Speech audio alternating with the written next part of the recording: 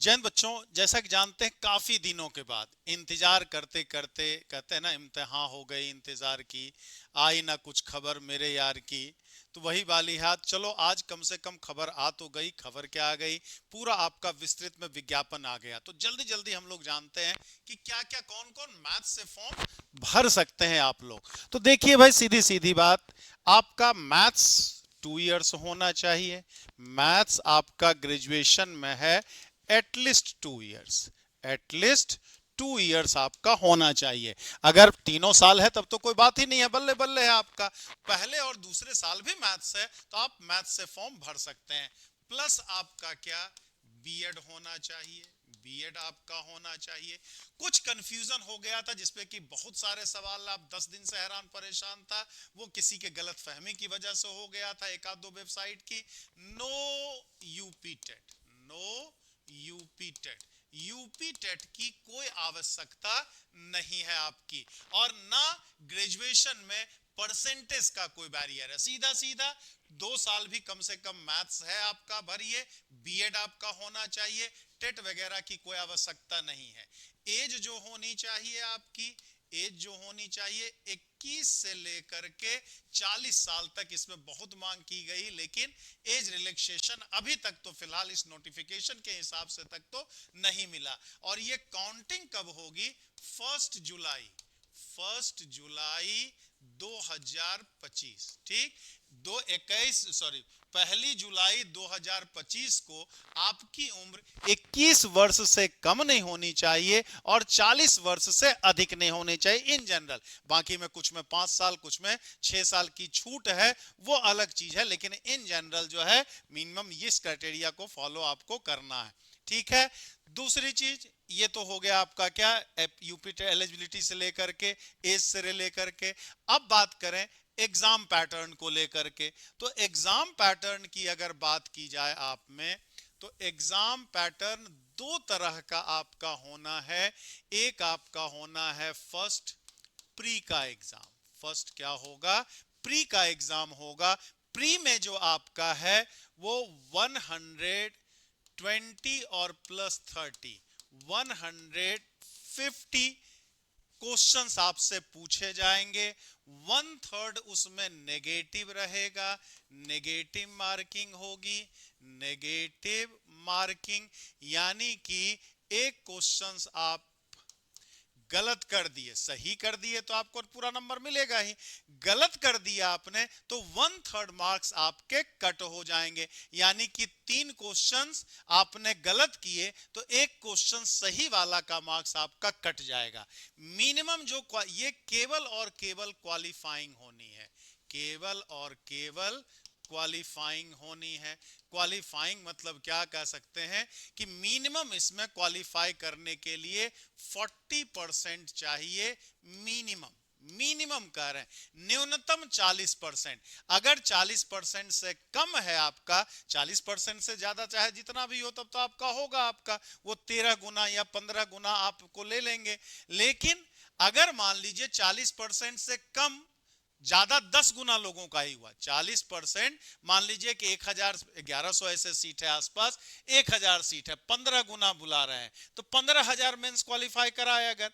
लेकिन अगर मान लीजिए साथ ही 8,000 बच्चों का 40% से कम है तो 8,000 बच्चों का मेंस कराएंगे, तब 15 गुना नहीं लेंगे, ठीक है। हाँ, अगर मान लीजिए 50% से ऊपर में ही 15 गुना पूरा हो जाता है तब तो कोई बात ही नहीं, तो 50% या उससे ज्यादा वाला तो वो फिर अलग होगा। लेकिन मिनिमम 40% आपको चाहिए। अगर 40% से कम किसी बच्चे का, अगर मान लीजिए बहुत निगेटिव हमने सोचा, 40% अगर किसी बच्चे का नहीं आता है तो इसका मतलब पूरी की पूरी सीटें मैथ्स की खाली चली जाएंगी। ऐसा नहीं है कि कुछ लो कर दिया जाएगा नोटिफिकेशन के हिसाब से कम क्वालिफाई करने के लिए 40%। हाँ, अगर आप SC ST हैं, सुरक्षा मतलब जनजाति और पिछड़ा जनजाति वाले हैं आप, ठीक है, तो वहां पे SC ST वाले केस में 5% का रिलैक्सेशन दिया गया, 35% आपको चाहिए होगा। और ओबीसी है, ईडब्ल्यूएस है, जनरल है,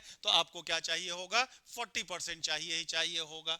इसमें 120 जो होगा वो आपका मैथ्स का होगा, और इसमें जो होगा ये जीएस का होगा।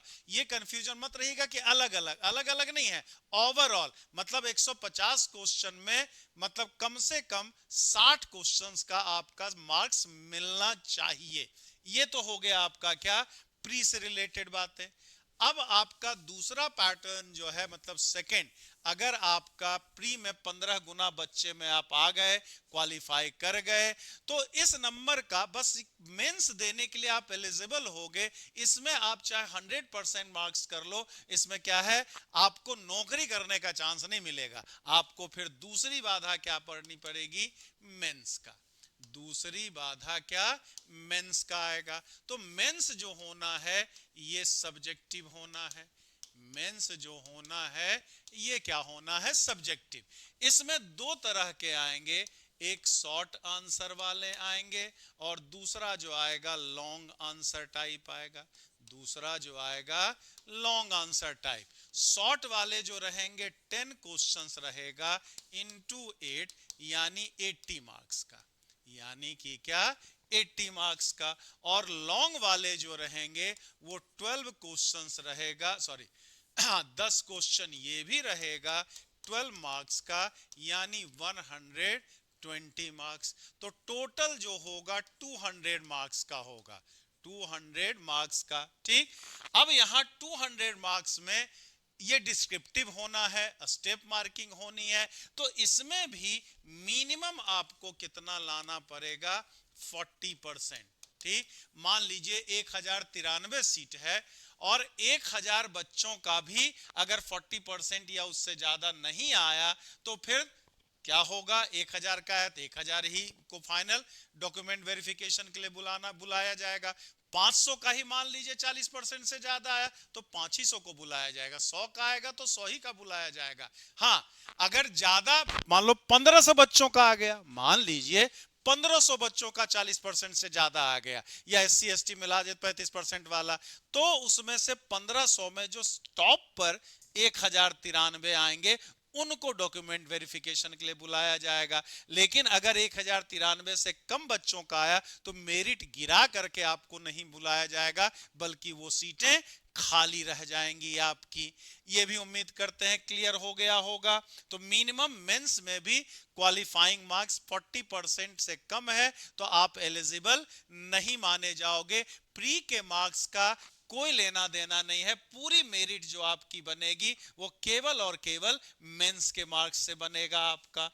अब बात करें हम सीट की, सीट कितने हैं हमारे, तो सीट जो है मतलब टोटल वैकेंसी जो है वो मेल में है हमारा 556, अब फीमेल में जो है हमारा वो 537। तो एक जनरल सवाल होता है, क्या सर फीमेल वाले मेल में जा सकते हैं या मेल वाले फीमेल में फॉर्म भर सकते हैं?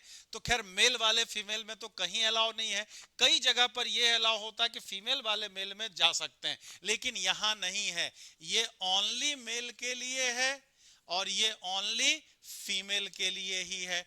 मतलब कि महिला महिला वर्ग में ही फॉर्म भरेंगी, पुरुष जो है वो पुरुष वर्ग में ही फॉर्म भरेंगे। तो चीजें थोड़ी सी कठिन भी है लेकिन पढ़ने वाले बच्चों के लिए आसान भी है। तो उम्मीद करते हैं सारी चीजें क्लियर है। अगर इस तरह से प्री मेंस आप करते हैं तो लास्ट टाइम भी जीआईसी में मैंने प्री और मेंस दोनों पढ़ाया था, और मेंस का तो आप जानते हैं जीआईसी का मेंस एलटी की तुलना में थोड़ा सा और टफ हो जाता है। तो लेकर के मैं और राकेश उपाध्याय सर दोनों मिलकर के आपको प्री और मेंस दोनों की फुल तैयारी कराने की गारंटी तो मैं जरूर लूंगा। हाँ, आप मेरा कितना साथ देते हैं, कितनी मेहनत आप करते हैं, उस पर बहुत सारी चीजें निर्भर करेंगी, क्योंकि एग्जाम मुझे तो नहीं देना है ना, एग्जाम तो आपको ही देना है। तो आप अगर हमारे साथ लग करके करना चाहते हैं एलटी ग्रेड मैथ्स का प्रिपरेशन प्री और मेंस का, फिलहाल तो आपको प्री पे फोकस करना चाहिए, क्योंकि प्री करेंगे तब तो आप मेंस दे पाएंगे। तो ऑनलाइन और ऑफलाइन दोनों बैचेस आपका स्टार्ट है, ऑनलाइन का भी और ऑफलाइन का भी। ऑफलाइन का भी, दोनों बैचेज।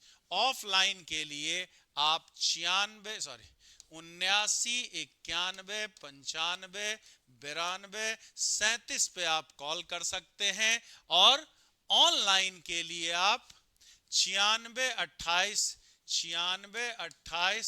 95, 92, 93 पे आप कॉल कर सकते हैं इस पे, और इसके लिए आप इस पे कॉल कर सकते हैं। मिल बैठ के करेंगे तो ऐसा नहीं है कि परिणाम अच्छा ही आएगा, मेहनत का कोई दूसरा विकल्प नहीं है। तो ऑनलाइन तो जमाने से पढ़ते ही रहे हैं, अब आप हमारे साथ ऑफलाइन भी प्रयागराज में जुड़ सकते हैं। शिक्षा सेवा चयन आयोग के बगल में, या प्रयागराज विश्वविद्यालय, इलाहाबाद विश्वविद्यालय के सेंट्रल लाइब्रेरी के सामने बंद रोड पे आपका स्थित है ऑफलाइन सेंटर। तो ऑफलाइन ज्वाइन करना चाहते हैं तो ऑफलाइन भी ज्वाइन कर सकते हैं, ऑनलाइन ज्वाइन करना चाहते हैं तो सब कुछ पता ही है। आराम से ज्वाइन करने से पहले 2, 4, 10, 20, 50 आप आराम से देख लीजिए, एनालाइज कर लीजिए, कहीं भी एडमिशन लीजिए। उसके बाद अगर बेहतर नहीं, सबसे बेहतर लगे, बेहतरीन लगे, तो फिर आपको टीचर्स एकेडमी में ज्वाइन करने की जरूरत है। बेहतरीन की कोशिश जरूर रहेगी, कोशिशें ही कामयाब होते हैं, वादे तो अक्सर टूट जाते हैं। मैं वादा तो नहीं करूंगा, लेकिन हाँ आपके साथ दिन रात मेहनत करने का कोशिश आपसे भी कराऊंगा और खुद भी करूंगा, तभी जाकर के चयन हो पाएगा। जय हिंद, जय भारत।